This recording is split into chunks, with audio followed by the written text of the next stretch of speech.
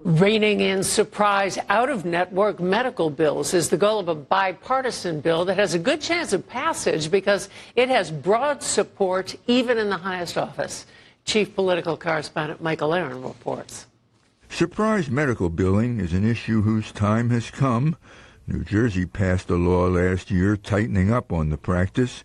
Now Congressman Frank Pallone, chairman of the powerful House Energy and Commerce Committee, wants to do the same for hospital patients throughout the country. They're going to the hospital that's in their insurance network, but they find out that some doctors, oftentimes the anesthesiologist, is not in network, and so when they go home, lo and behold, a month or so later, they get a bill from the anesthesiologist. Now, I don't want to pick on them, but because it could be anybody, right?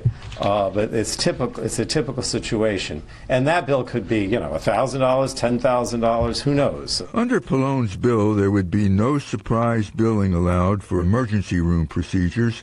Out-of-network doctors in the ER would be paid at the median in-network rate, and patients would get to approve all assisting physicians beforehand. To go to the emergency room, that is not the time to ask, as you're laying there, having been brought in on an ambulance, whether the doctor is in your network or not. And what are you going to do if they say no? Assembly Speaker Craig Coughlin was a sponsor of the New Jersey bill and said it took 10 years to get it through the legislature. Now the federal bill Pallone is pushing has even the support of President Trump. They weren't told by the doctor, they weren't told by the hospitals and the areas they were going to, and they get what we call a surprise bill. Not a pleasant surprise, a very unpleasant surprise. So this must end. We're going to hold insurance companies and hospitals totally accountable. The New Jersey law only covers about 30% of the state. Large unions and large corporations that self-fund their health care are exempt.